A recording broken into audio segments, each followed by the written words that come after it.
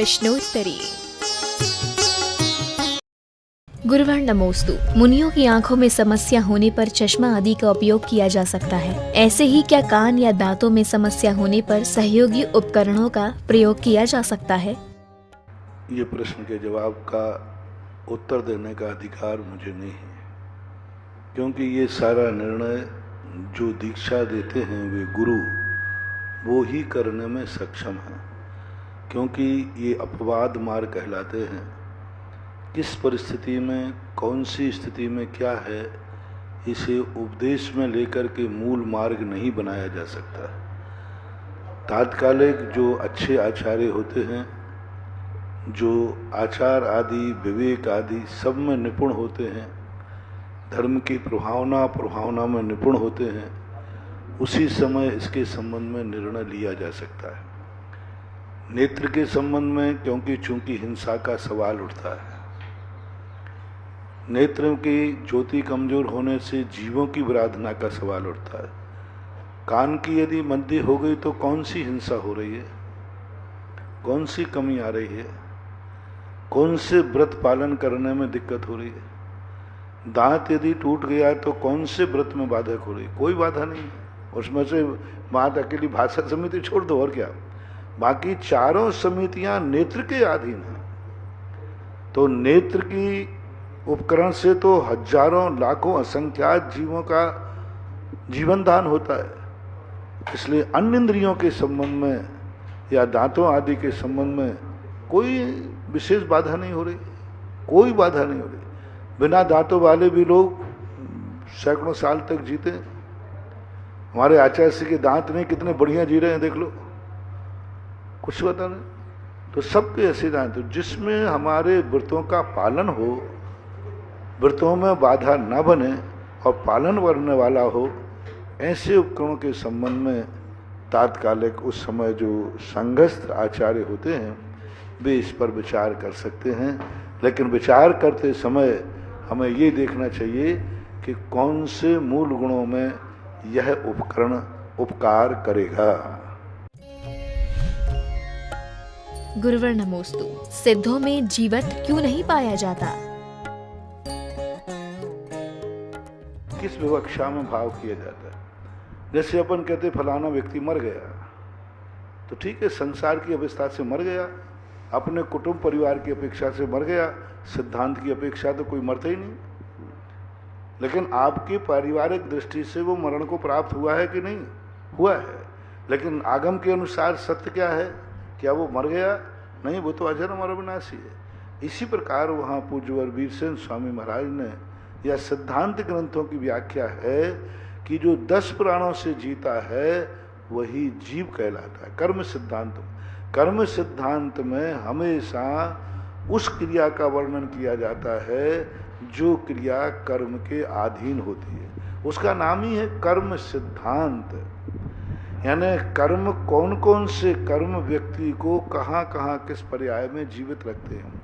तो संसार भाषा में अपन जीव उसी को कहते हैं जिसके पास 10 प्राण होते, और कहते भैया इसके प्राण निकल गए यानी मर गए। तो ये कर्म सिद्धांत की भाषा है। और शुद्ध परम्परात्मक भाव जो कर्म सिद्धांत में नहीं है, कर्म सिद्धांत में शुद्ध परम्परात्मक भाव है ही नहीं। अध्यात्म ग्रंथों में जब जाते हैं तो अध्यात्म ग्रंथों में 10 प्राण ही नहीं है, उनको प्राणों को मानते ही नहीं, ये तो पौद्गलिक है। आत्मा का मात्र जो प्राण है वह चेतना है। द्रव्य संग्रह ने कहा ना कि निश्चय नय से मात्र आत्मा का जो प्राण है चेतना है। तो चेतना प्राण अध्यात्म भाषा में है, 10 प्राण सिद्धांत भाषा में है। ये दोनों भाषाओं को समझना पड़ेगा। जैसे हमने तुम्हें उदाहरण दिया कि आपकी दृष्टि से व्यक्ति मर गया है, लेकिन शास्त्रियों की दृष्टि से जीव अमर अविनाशी है। तो ये विवक्षाएं समझना पड़ेंगी, किस प्रसंग में यहाँ क्या कहा जा रहा है। कर्म सिद्धांत वाला नहीं पाया जाए। कर्म सिद्धांत वाला ना तो उनमें मार्गणा है, ना गुणस्थान है, ना जीवत्व है, कुछ भी नहीं है, क्योंकि वो कर्म मार्गणा से ऊपर उठ गए। लेकिन जो त्रिकालिक शुद्ध स्वरूप उनका चेतन है, ज्ञान चेतन और ज्ञायक स्वभाव, वो तो यहाँ भी था और वहाँ भी रहेगा। 2 प्राण मानना चाहिए, एक शाश्वत अविनाशी प्राण जो चेतन है, जो ना मरता है ना जन्मता है, और दूसरा जो प्राण होता है जो जन्मता है करता है, उसको सिद्धांत की अपेक्षा कहा जाता है सिद्धा न जीवा। सिद्धा ही जीवा होता है। हाँ, जीवा नहीं है, क्योंकि जीव की परिभाषा बना ली ना, फलाना व्यक्ति। अब जैसे कितनी अच्छी बात, जैसे आपका एक बच्चा है कोई का, और वो दूसरी गोद में चला गया, तो आप कहते ये हमारे गोत्र का नहीं है, तो क्या वो व्यक्ति मर गया? ये कह दिया मेरे गोत्र का नहीं है, मेरे कुटुंब का नहीं है, मेरा छुआछूत तक इसको नहीं लगेगा। इसी प्रकार से 10 प्राण जो है, अब उसे संसार का कानून नहीं लगेगा, संसार का नियम नहीं लगेगा, क्योंकि उसका गोत्र चिन्हय प्राण में चला गया।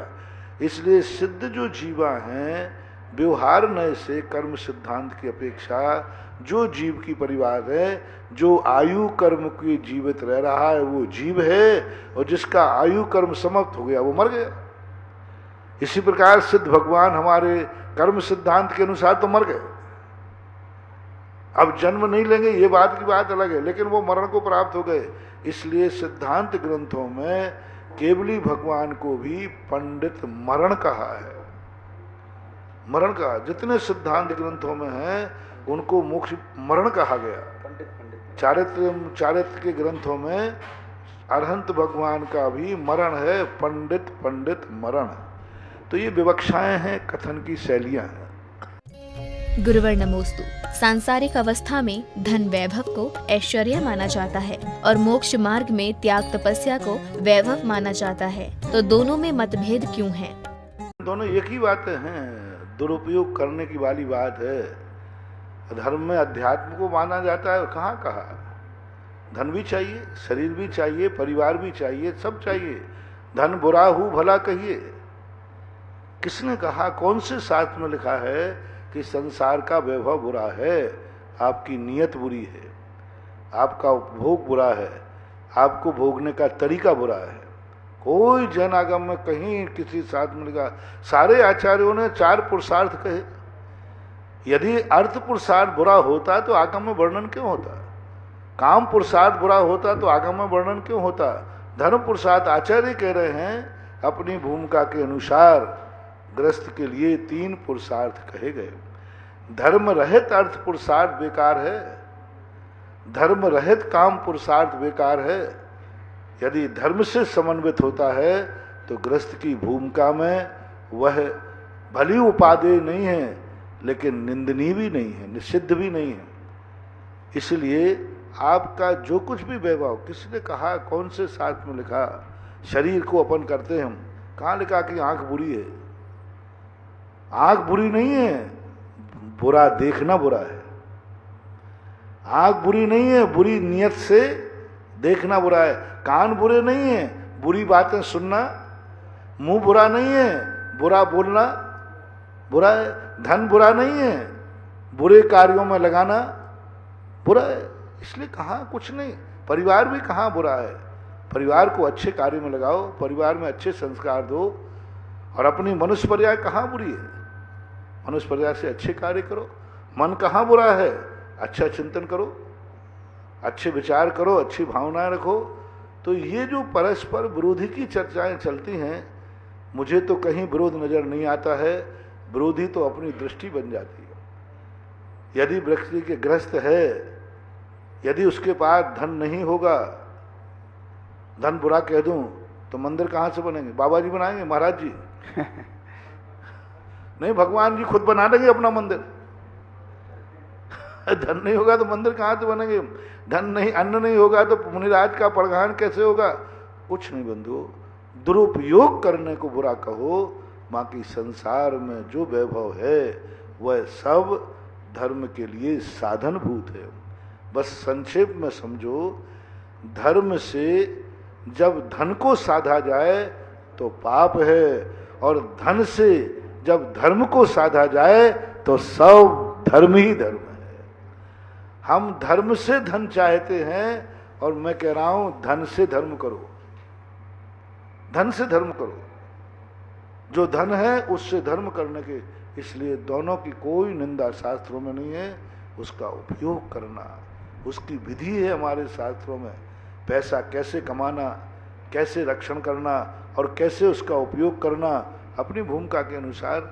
हमारे आचार्य ने तो यहाँ तक लिख दिया, जिस साधु के पास कौड़ी है वो साधु कौड़ी का नहीं,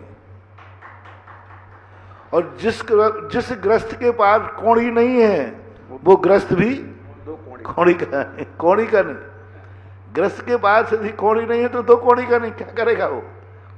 साधु के पास कौड़ी भी है तो वो साधु कौड़ी का नहीं।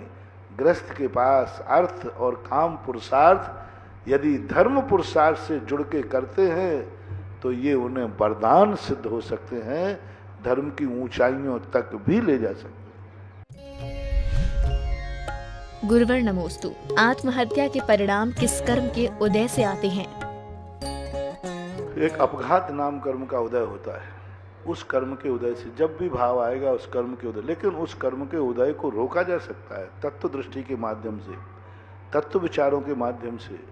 लेकिन जब व्यक्ति चारों तरफ से घिर जाता है, किम कर्तव्य विमूढ़ हो जाता है, जब वो से अपनी गलतियों का एहसास हो जाता है कि मैं बहुत गलत हो चुका हूँ, और इतना अपने आप में अपनी खुद की दृष्टि में गिर जाता है, तब वो सुसाइड हो करता है। सुसाइड दो प्रकार के व्यक्ति करते हैं।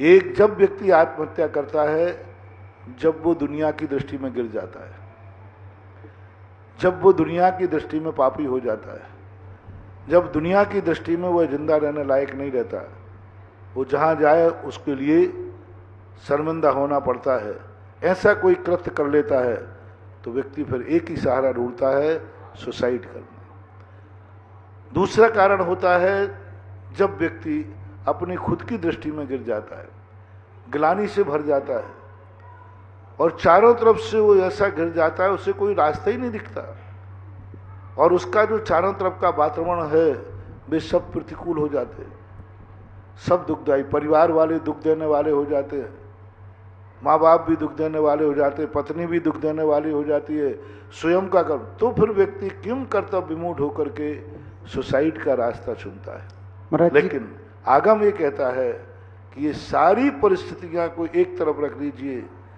और सुसाइड करने का भाव जो है एक तरफ रख दीजिए।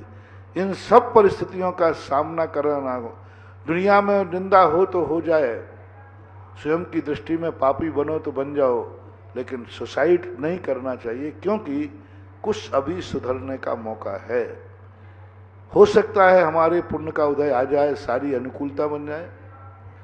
कई व्यक्ति घबरा करके कर लेते हैं, घाटा लग गया मर जाते हैं। अरे मत मरो, हो सकता है कल पुण्य का उदय आ जाए। हमने ऐसे ऐसे दिवालिया लोग देखे हैं जो एक बार उनको खाने को नहीं था और उन्हीं इनकी जिंदगी में आज लाखों करोड़ों रुपए पर खेल रहे हैं, खाने को नहीं।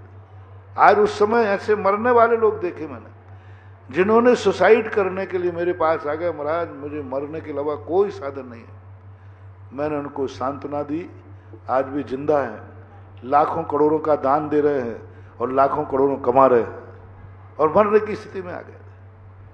तो जब अपन को ये सोचना चाहिए कि अच्छा दिन भी आ सकता है। कभी कोई दुश्मन से परेशान होकर के परेशान हो जाते हैं तो भी मरना नहीं चाहिए। हो सकता है तुम्हारे से पहले ही तुम्हारा दुश्मन मर जाए, तो फिर तो तुम फिर मर के फिर कहोगे आई एम सॉरी, मैं जिंदा रहना चाहता हूँ। अब काहे के जिंदा रहना चाहते हो? जिंदा रहने में हमें फायदा है मरने की अपेक्षा। लेकिन जब सब तरफ से व्यक्ति थक जाता है तो उसको एक ही रास्ता दिखता है, वो तत्व दृष्टि का अभाव, किम कर्तव्य विमूढ़ता। कहीं मेरे कारण से कोई व्यक्ति, मैं इतना दुखी कर दूं सामने वाले को कि वो मरने को मजबूर हो जाए, तो दुखी करने वालों को भी आत्महत्या कराने का दोष लगेगा, उन्हें एक मर्डर का दोष लगेगा। भले उन्होंने मर्डर नहीं किया है, हत्या नहीं की है, लेकिन यदि वो तुम्हारे कारणों से मरने को बाध्य हो रहा है तो बराबर तुम एक हत्या के भागीदार हो, कानून में भी और धर्म। स्वाभिमान की रक्षा का अर्थ क्या? धर्म। स्वाभिमान की आड़ में अभिमान छुपा रहता है। स्वाभिमान है हमारा धर्म। जब हमारा धर्म मिटने लग जाता है कि अब मेरा धर्म मिट जाएगा और धर्म को अप्रभावना होगी, तो फिर जाकर के सुसाइड कर लेता है। यदि मेरे कारण से धर्म की बहुत बड़ी अप्रभावना होगी, धर्म की निंदा होगी, इसलिए अच्छा है कि मैं मर जाऊं। एक महाराज के संबंध में आता है, शिवकोटि महाराज ने लिया कि एक महाराज के लिए एक चोर ने चोरी करके जैसे कोतवाल पीछे पड़े तो महाराज के यहाँ सारा सामान डाल दिया। अब महाराज ने सोचा कि राजा यहाँ का विपरीत मती है, वो एक ही बात कहेगा, जैन मुनि चोर होते हैं, और ये नियम से सारे मुनियों की हत्या कर देगा कि जैन मुनि चोर होते हैं क्योंकि ये जिन धर्म विरोधी है, और मेरी क्या दशा करेगा सब में कुछ पता नहीं। उन महाराज ने तुरंत ध्यान में बैठ करके समाधि लेकर प्राण त्याग दिए। अब वहां पर उन्होंने धर्म की रक्षा की, हजारों मुनियों को बचाया, क्योंकि धर्म की प्रति। ऐसे कई बातें, जब धर्म की रक्षा, स्वाभिमान मत कहो, उसका नाम दो धर्म की रक्षा के लिए, धर्म की प्रभावना के लिए मरना पड़े। गुरुवर्णमोस्तु। साधक मरणासन अवस्था में दिगंबर संत के पास पहुंचे और वह संत अपने गुरु की आज्ञा मांगने को कहे, तो इसमें अपेक्षा क्या है? तो उस कारण से वो मर रहा है, तो वो धर्म के लिए मर रहा है।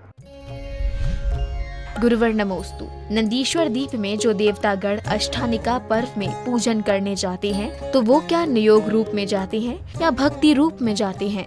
एक मरीज जावे और किसी कंपाउंडर से जाकर कहे मुझे दवाई दे दो, तो वो ये कहता है कि साहब डॉक्टर साहब को आ जाने दे, जूनियर डॉक्टर के पास। हाँ, यो कह ली। जूनियर डॉक्टर यही कहेगा कि साहब इसके सर्जन सीनियर हैं, उनको आने दें। छोटे मोटे केस, आकस्मिक कोई ऐसी घटना घटती है, तब कोई भी व्यक्ति हो, चाहे वो श्रावक हो चाहे मुनिराज हो, उस घटना को संभाल लेते हैं, संभालना ही चाहिए। लेकिन जो विधिवत होता है और विधिवत के साथ जो एक व्यवस्थित होता है, उसके लिए हमेशा सर्जन का निर्देशन लेना अनिवार्य होता है, क्योंकि ये संलेखना कोई हंसी मजाक नहीं है। 48 मुनि मिलकर के जब तक निर्यापकाचार्य नियुक्त न करें, वे 48 मिलकर के एक को निर्यापकाचार्य बनाते हैं और एक के अंडर में वे 48 मुनि काम करते हैं, तब समाधि होती है। ऐसा नहीं कि एक मुनि अकेला समाधि करा दे। वे आचार्य जिनके संग में बहुत मुनि हैं, जो सब प्रकार की सेवा करने में तत्पर होते हैं, वो कर सकते हैं। आचार्य के लिए यदि जीवित सर्जन जीवित है और दुनिया में है, और जूनियर डॉक्टर यदि अपनी बहादुरी दिखा करके ऑपरेशन करता है, तो कानूनन भी अपराध है। कानूनन अपराध ये है कि जब सीनियर डॉक्टर था और वो विज्ञ था, तो आपको उसकी सलाह लेना चाहिए थी। और परिवार सबको जाना चाहिए, सर्जन सर्जन ही होगा, जूनियर जूनियर ही होगा। नमस्ते महाराज। आचार्य आचार्य होंगे, उनका सोच बहुत बड़ा होता है, उनको वो इसमें विज्ञ होते हैं, उनको अधिकार होता है, वो कई समाधियां करा चुकते हैं। हाँ, इसलिए श्रेष्ठ अपने हैं। हम लोग तो, हमारे पास ऐसे केस आते हैं, सब आचार्य के पास। अभी मूलचंद लोहाड़िया को मैंने आचार्य के पास भेजा, जो उठ बैठ भी नहीं पा रहे थे, और आचार्य के पास भेज करके आचार्य ने जो निर्देश दिए उनका अनुपालन कर रहे हैं। तो समाधि के लिए समर्पण चाहिए, और समाधि जो ली जाती है परिचित के यहाँ कम ली जाती है, अपरिचित के जहाँ ली जाती है। मुनियों तक से कहा है, आचार्यों तक से कहा है कि अपरिचित संग में समाधि लेना श्रेष्ठ है। परिचित साधु की अपेक्षा अपरिचित के यहाँ ज्यादा अच्छी समाधि होती है।